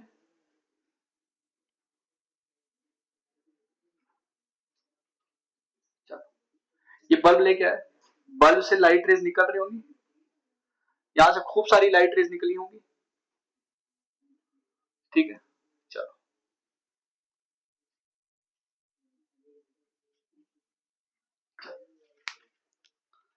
अब ये लाइट रेज, अच्छा उनका वेव फ्रंट कैसा दिखेगा, परपेंडिकुलर सर, ऐसा दिखेगा क्या, वेव फ्रंट ऐसा होगा। अब इन वेव फ्रंट्स को मैंने डबल स्लिट के सामने लगाया, ठीक है। अभी तो अपने क्या बनाया, ये कोहेरेंट सोर्स का काम करेगा, ठीक है। अभी यहाँ पे ये दो स्लिट है S1 और ये S2। एक्चुअल में अपना पार्ट यहां से शुरू होता है, लेकिन पहले कोहेरेंट सोर्स कैसे बना वो तो हम देख लेते हैं, ठीक है। अब ये वेव फ्रंट ट्रेवल करते जाएगा, स्क्रीन लगा हुआ है, ठीक है। ये जो स्लिट्स के बीच की दूरी है, ठीक, स्लिट्स के बीच की दूरी है D।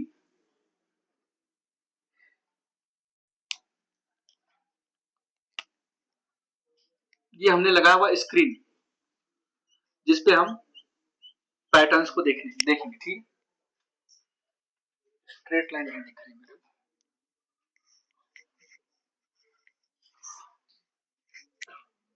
चलो ये स्क्रीन,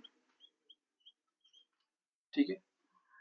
स्लिट से या सोर्स से स्क्रीन के बीच की दूरी है मान लो D। क्या है, D।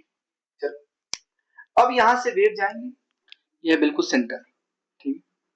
अब ये दोनों ही सोर्स किसका काम करेंगे, कोहेरेंट सोर्स। भाई वेव फ्रंट अगर मैं बनाऊं, भाई लाइट रेस तो ऐसी जाएंगी ना, इधर जाए तो लाइट रेस तो ऐसी जा रही होंगी, तो वेव फ्रंट कुछ ऐसे बनेगा क्या, यहां से भी लाइट रेस सर ऐसे निकल रही होंगी, तो इनका वेव फ्रंट कुछ ऐसे बनेगा क्या, बात समझ आ रही, ठीक। अब देखो जहां पे कंस्ट्रक्टिव इंटरफेरेंस होगा वहां पे मैक्सिमम, जहां पे डिस्ट्रक्टिव इंटरफेरेंस होगा वहां पे ये वेव ट्रेवल ऐसे करके, ठीक है। मान लो अभी वेव मान लो ऐसे ट्रेवल करके यहां पे बिल्कुल आई, यहाँ बिल्कुल सेंटर पे आके पड़ी, इसको हमने बोल दिया सेंटर, ये सेंटर, सेंटर पे आके पड़ी, ओके।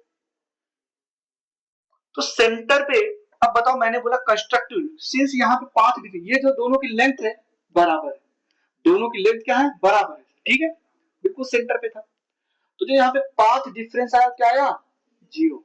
जब पाथ डिफरेंस जीरो होता था तो क्या बनता था, मैक्सिमा। क्या बनता था, मैक्सिमा।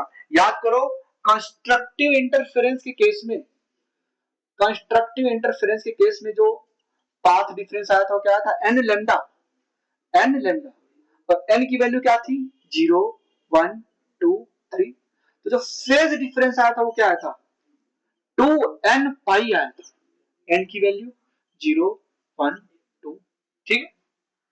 तभी तो मैंने बोला था कंस्ट्रक्टिव इंटरफेरेंस के लिए पाथ डिफरेंस n लेमडा होता था और फेज डिफरेंस 2n पाई, मतलब इवन मल्टीपल ऑफ पाई। भाई यही तो है इवन मल्टीपल ऑफ पाई, 2 से मल्टीप्लाई कर रखा है पहले, कोई भी नंबर लेके जाओ वो इवन कर देगा, ठीक है। तो फेज डिफरेंस क्या है, even multiple of pi, even multiple of pi, ठीक है। अब सिंस यहाँ पे फेज डिफरेंस जीरो है, सॉरी पाथ डिफरेंस जीरो है, तो फेज डिफरेंस क्या होगा, वो भी जीरो होगा, एन की वैल्यू जीरो, तो फेज डिफरेंस भी जीरो। जब फेज डिफरेंस जीरो है तो यहाँ पे क्या बन रहा था सर, मैक्सिमा। क्या बनेगा यहाँ पे, मैक्सिमा। सोना, ठीक है। अगर डिस्ट्रक्टिव इंटरफेरेंस होता तो, अब मान लो जरूरी नहीं कि सेंटर पे ही आके बने। अब थोड़ा सा ध्यान देने वाली बात, वेव तो पूरे स्क्रीन पे बनेगी नहीं, कहीं पे मैक्सिमा कहीं पे मिनिमा, कहीं पे मैक्सिमा कहीं पे मिनिमा, बात समझ आ रही, ठीक है। अब मान लो ये वेव ट्रेवल करके गई,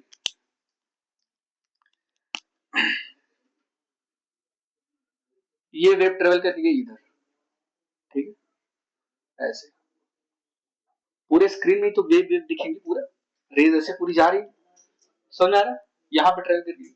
मान लो सेंटर से वाई डिस्टेंस की दूरी पे, सेंटर से वाई डिस्टेंस की दूरी पे, ठीक है। थोड़ा सा अच्छे से रे डायग्राम बना देता हूँ।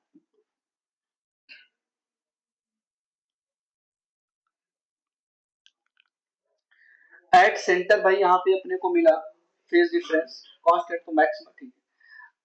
अभी ये वाला जो डायग्राम बनाने जा रहा हूँ उसको थोड़ा नीट एंड क्लीन बनाऊंगा, ठीक है। तो अभी इसके लिए नोट, इसको नोट डाउन करो, at centre, at centre path difference क्या है, जीरो, तो फेज डिफरेंस भी क्या हो जाएगा, जीरो, तो आई बराबर क्या आएगा, मैक्सिमम, ठीक है। आई इंटेंसिटी क्या मिलेगा, मैक्सिमम ना, कांस्टेंट इंटरफेरेंस, और क्या होता था रूट में आई वन प्लस रूट में आई टू का होल स्क्वायर। सिंस यहाँ पे जो सोर्सेज है कोहेरेंट सोर्स है, मान लो इंटेंसिटी अलग अलग भी हो सकती है, नो डाउट। अभी के लिए मैंने बोल दिया मान लो ये कोहेरेंट सोर्स थे, दोनों की इंटेंसिटी आई नॉट है, दोनों की इंटेंसिटी आई नॉट है मान लो, तो क्या लिखोगे यहाँ पे, रूट में आई वन आई नॉट तो क्या आ जाएगा, 4 आई नॉट स्क्वायर। तो जो आई मैक्स आएगा रूट में आई नॉट प्लस रूट में आई नॉट का होल स्क्वायर, तो क्या आ गया, 2 रूट आई नॉट का होल स्क्वायर, क्या आ गया, 4 आई नॉट। समझ में आया क्या। तो जो सेंटर पे अपने को स्पॉट मिला वो क्या मिला, मैक्सिमम, मतलब यहाँ पे जो ये क्या फ्रिंज मिलेगा वो क्या होगा, ब्राइट होगा, चमकता हुआ फ्रिंज होगा, ठीक है, क्योंकि उसकी इंटेंसिटी क्या है, मैक्सिमम। स्क्रीन के सेंटर पर हमेशा मैक्सिमा बनेगा, समझ में आया क्या। स्क्रीन के सेंटर पे तो S1 से जो वेव निकली और S2 से वेव निकली, उन दोनों के बीच का पाथ डिफरेंस, क्या बोल रहा हूं मैं, पाथ डिफरेंस, अगर लेमडा का इंटीग्रल मल्टीपल है, किसका, लेमडा का इंटीग्रल मल्टीपल है एन लेमडा के फॉर्म में, तो अपने को क्या मिलने वाला है, मैक्सिमा। कंस्ट्रक्टिव इंटरफेरेंस कब होता था, जब डेल्टा एक्स एन लेमडा होता था, लेमडा क्या, लेमडा का इंटीग्रल मल्टीपल होना चाहिए पाथ डिफरेंस, तो अपने को क्या मिलेगा, मैक्सिमा, अगर नहीं है तो मिनिमम, ठीक है। चलो अभी देख लेते हैं वाई डिस्टेंस की दूरी पे देख लेते हैं, ठीक है। चलो ना वो हम निकालने जा रहे हैं, पहले जल्दी से नोट डाउन करो। एक्चुअल में इधर ध्यान दो, सर ये रेज ऐसे क्यों जा रहे हैं, रेज नहीं जा रही, वो वेव फ्रंट जा रहा है, एक्चुअल में तो रेज ऐसे जाएंगे ना भाई साहब, रेज ये बना लिया डायग्राम, ठीक है। एक्चुअल में रेज तो ऐसी जा रही थी ना, इनका वेव फ्रंट बनाया हमने, पूरे स्क्रीन पे फैली होंगी, समझ। चल ये नहीं दिखेगा आपको यहाँ पे, बस सेटअप में बस इतना दिखाई देगा आपको, वो मान के चलते सर कोहेरेंट सोर्स है, ठीक है। अगर नहीं दिया तो क्या मानोगे, कोहेरेंट सोर्स। ये सोर्स S1, ये सोर्स S2, S1 और S2 किसका काम कर रहा है, कोहेरेंट सोर्स का। ये क्या था, अपना स्क्रीन था, स्लिट और स्क्रीन के बीच की दूरी है कैपिटल डी, स्लिट्स के बीच की जो दूरी है वो है स्मॉल डी, ठीक है। अब चलो S1 एंड S2 क्या है, कोहेरेंट सोर्स है, S1 and S2 coherent source है, ठीक है। चलो देखना इधर। अब at any point P from central maximum, ये क्या है सेंटर, ये अपना स्क्रीन है। इस सेंटर से y डिस्टेंस की दूरी पे एक कोई रैंडम पॉइंट हमने P सिलेक्ट कर लिया, फिर मैंने बोला बताओ पाथ डिफरेंस कितना आ रहा है। तो मान लो ये दोनों पॉइंट हमने सिलेक्ट कर लिया,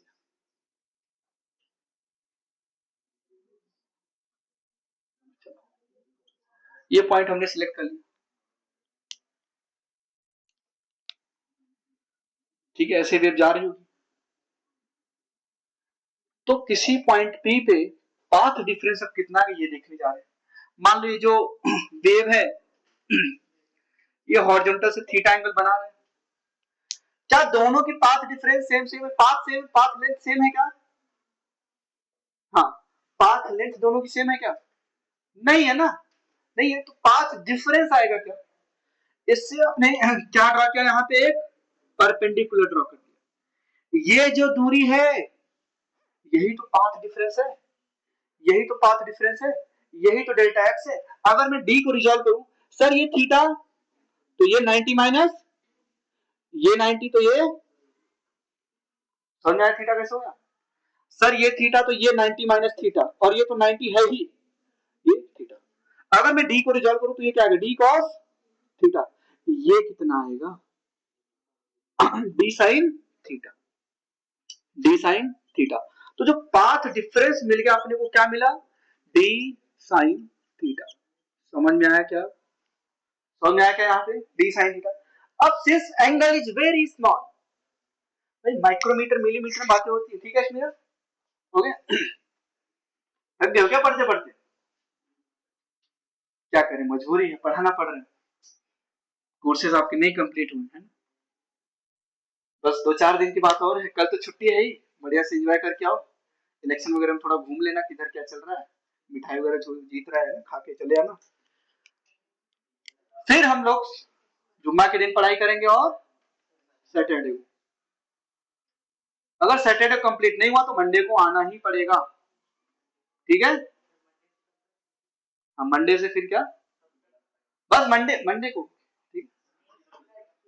बोर्ड के बाद तुम्हारा तो छुट्टी चलिए, तुम आ सकते हो, ठीक है, तुम आके रिपीटर बैठो, तुम्हारा बोर्ड हो गया ना, तुम रिपीटर में आके बैठो, तुम्हारा रिवीजन होगा, ठीक। चलो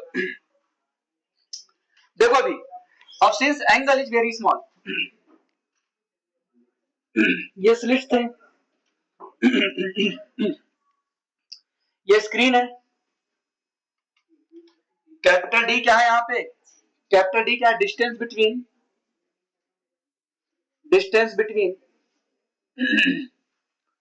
स्लिट एंड स्क्रीन, वो कैपिटल डी है। स्लिट और स्क्रीन के बीच की दूरी को कैपिटल डी से डिनोट किया है, स्मॉल डी क्या है, distance between the slits, distance between the slits, between the slits, okay. चलो, तो अब ये दूरी स्लिट से स्क्रीन के बीच की दूरी कितनी दी थी, डी, पॉइंट पी ये था सर, और ये वाई दिया हुआ था, और ये एंगल कितना था, थीटा, यही तो थी बात है, यही तो थी बात है ना। अब since angle is very small, देखो पूरे फिजिक्स में derivation, angle is very small, angle is very small, angle is very small, मैंने बोला था पूरे फिजिक्स में ही चलेगा, ठीक है। कहीं पे डेरिवेशन करना, एंगल इज वेरी स्मॉल, ठीक है, angle is very small, Y upon में कैपिटल डी, समझ में आएगा। अब सिंस अब पाथ डिफरेंस अपने को चाहिए, path difference D sine theta, since angle is very small, theta क्या बोल रखा था, स्मॉल है, तो पाथ डिफरेंस क्या होगा, डी साइन थीटा की जगह क्या पुट कर दूं, टेन थीटा। अब टेन थीटा की वैल्यू क्या निकालनी, वाई अपॉन में डी, तो पाथ डिफरेंस क्या आ जाएगा, डेल्टा एक्स बराबर Y small D by capital, समझ में आ गया, ये है पाथ डिफरेंस, क्या है ये, पाथ डिफरेंस। वाई क्या है, distance of point from centre, distance of point P the fringe from centre, from centre. तो पाथ डिफरेंस जो अपने को मिला वो क्या मिला, स्मॉल डी क्या है, स्मॉल डी क्या है यहाँ पे, डिस्टेंस बिटवीन द स्लिट्स, ये दोनों स्लिट्स के बीच की दूरी। कैपिटल डी क्या है, स्लिट और स्क्रीन के बीच की दूरी। वाई क्या है, सेंटर से पॉइंट के बीच की दूरी, समझ में। और ये डेल्टा एक्स क्या है, पाथ डिफरेंस। अब अगर कंस्ट्रक्टिव इंटरफेरेंस बन रहा है तो पाथ डिफरेंस क्या होता था, एन लैम्डा, ठीक है।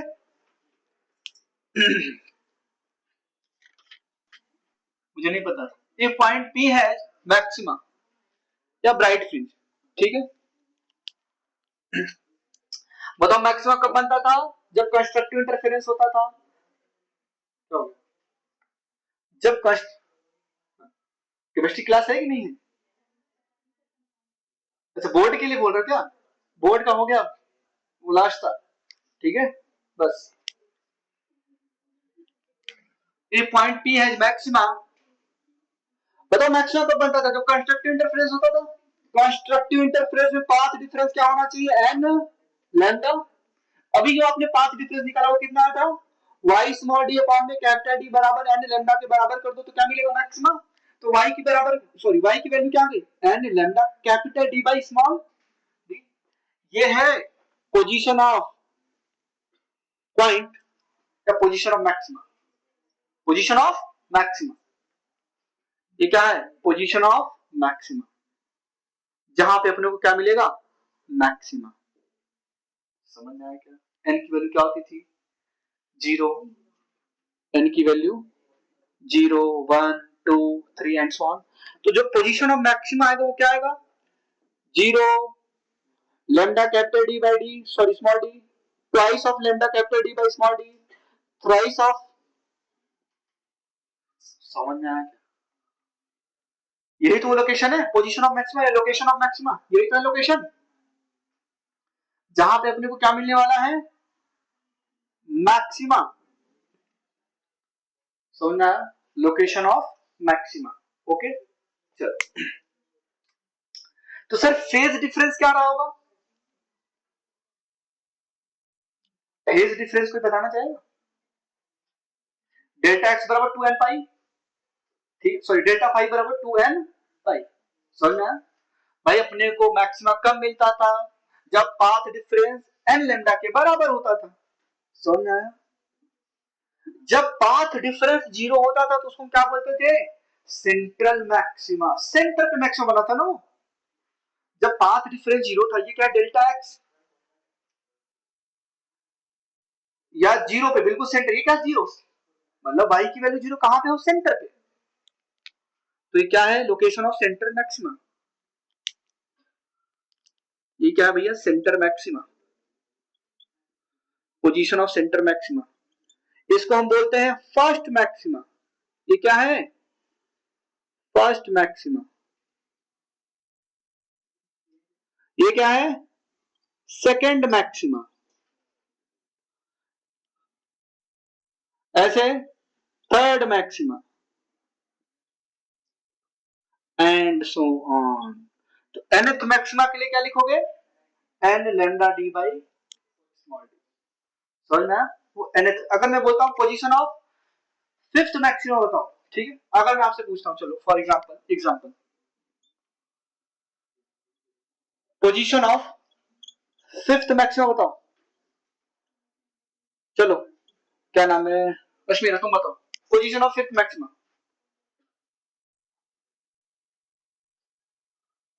हानिया बता रही क्या तुमको, हाँ हानिया बताओ क्या होगा पोजीशन ऑफ फिफ्थ मैक्सिमा, हाँ कौन कौन बोल रहा है, 5 lambda capital D by D. चलो देखो अब अश्मीरा तुम बताओ 11th maxima, position of 11th maxima क्या होगा, सर बस 11 लगा दे यहाँ पे, 11 लैम्डा डी बाई डी। किसी से पूछा पोजीशन ऑफ 7th मैक्सिमा बताओ, क्या आएगा, 7 lambda capital D by small D. समझ में आया, पोजीशन ऑफ nth मैक्सिमा कैसे निकालोगे, समझ में आया, एन। चलो अब यहाँ पे एक टर्म हम डिफाइन करते हैं, फ्रिंज विड्थ। फ्रिंज विड्थ लिखो, fringe width, fringe width.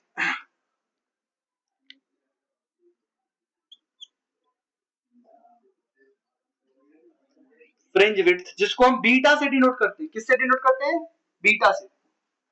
Fringe width, fringe width.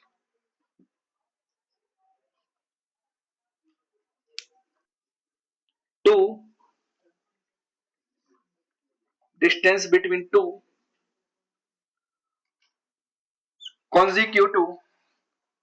consecutive maximum,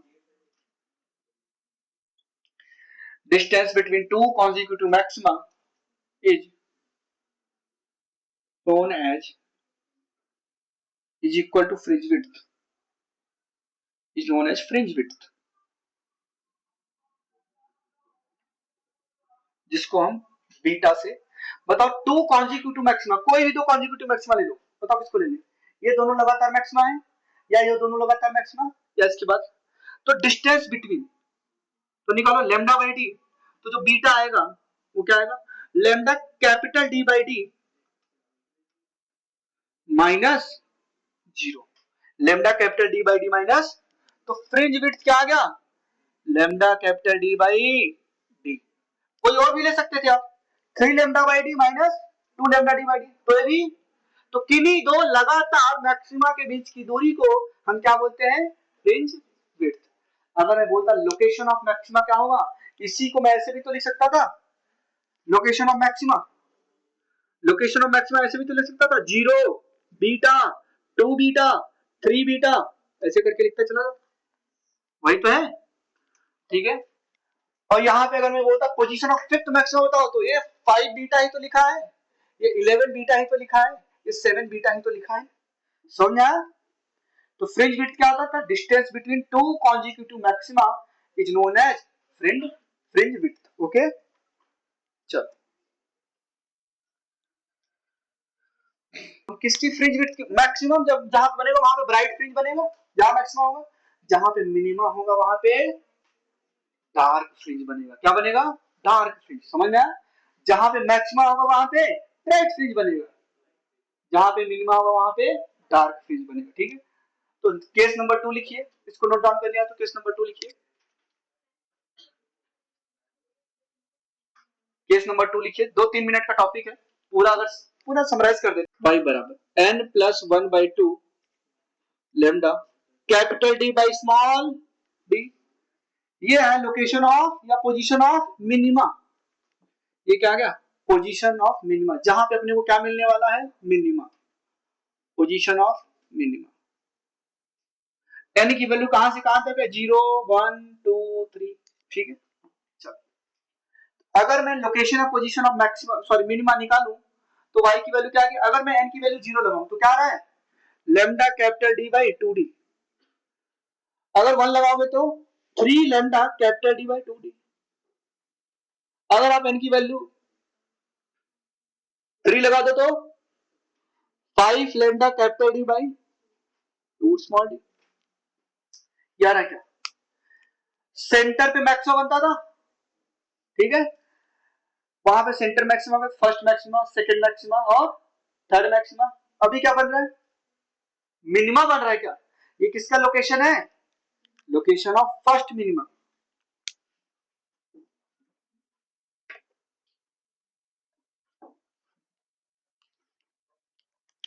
ये क्या है? First minima. ये क्या है? Second minima. ये क्या है? Third minima. Okay,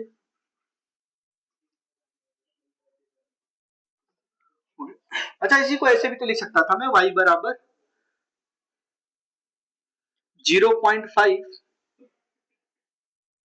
lambda capital D by D, यही तो है ये 1.5 lambda capital D by D, यही तो third minima. 2.5 lambda capital D by D, यही था ये क्या है? लोकेशन ऑफ मिनिमा है। अगर कोई बोलेगा थर्ड मिनिमा कहाँ बनेगा, तो क्या बोलोगे, 2 पॉइंट आधा कम कर देना है, आधा कम कर देना, ठीक है। थर्ड बोला, थर्ड में से आधा कम करो, 0.5 कम करो, थर्ड में से 0.5 कम करो तो क्या आएगा 2.5। मैंने पूछा लोकेशन ऑफ सेकंड मिनिमा बताओ, 0.5 कम करो 1.5 लैम्डा डी बाई, ठीक है। चलो पोजीशन ऑफ थर्ड मिनिमा बताओ, पोजीशन ऑफ सेवेंथ मिनिमा बताओ, पोजीशन ऑफ फिफ्थ मिनिमा बताओ। तो मैंने क्या बोला, अगर मिनिमा का पोजीशन बोल रहा है तो नोट करके लिख लो, नोट करके लिख लो, फॉर पोजीशन ऑफ मिनिमा क्या करोगे, हाँ 0.5 रिड्यूस इट बाई 0.5। जो पाथ, जो y की वैल्यू आ रही है ना, उसको अगर for position of nth minima तो रिड्यूस इट बाई 0.5, 0.5 से कम करनी है, ठीक है। अगर थर्ड पूछा है तो 2.5। फॉर एग्जांपल यहाँ पे देखो, पोजीशन ऑफ थर्ड मिनिमा क्या होगा, 2.5 lambda capital D by small D. Seven तो 6.5 lambda capital D by small D. फिर पूछा है तो 4.5 लैम्डा कैपिटल डी बाई, समझ में आया। ये याद करने का आसान तरीका है, ठीक है। फ्रिंज विड्थ क्या होता था, distance between two consecutive maxima is known as fringe width, या टू कॉन्जिक्यूटिव मिनिमा भी बोल सकते हो। फॉर एग्जांपल निकालो इन दोनों के बीच की दूरी, चलो निकालो, फ्रिंज विड्थ यहाँ पे निकालो। अगर मैं यहाँ पे फ्रिंज विड्थ निकालू, फ्रिंज विड्थ, फ्रिंज विड्थ, अच्छा फ्रिंज विड्थ किसका है, डार्क फ्रिंज का है क्या, ठीक है। फ्रिंज विड्थ क्या आएगा, distance between two consecutive minima, निकालो क्या है, lambda sorry 3 lambda D by 2 D minus lambda D by 2 D, तो क्या आएगा 2 लैम्डा डी बाई 2 डी, 2 से 2 तो बीटा बराबर क्या आ गया, लैम्डा डी बाई डी। पहले भी यही आया था क्या, तो क्या लिख सकता हूं मैं ऐसे, fringe width of bright fringe and fringe width of dark fringe is equal. यहाँ पे नोट लगा के लिख लो, यहाँ पे स्टार मार्क करके लिख लेना, जो डार्क फ्रिंज की विड्थ है और जो ब्राइट फ्रिंज की विड्थ है, ब्राइट फ्रिंज और जो डार्क फ्रिंज की विड्थ है,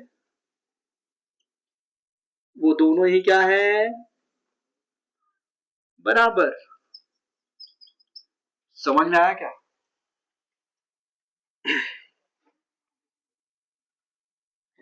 ब्राइट फ्रिंज की जो विड्थ है और डार्क फ्रिंज की जो विड्थ है वो दोनों ही बराबर है, बराबर, ठीक है। तो मैं यहाँ पे क्या लिख सकता हूँ इसको, 2.5 बीटा, 6.5 बीटा, 4.5 बीटा। बात समझ आई क्या।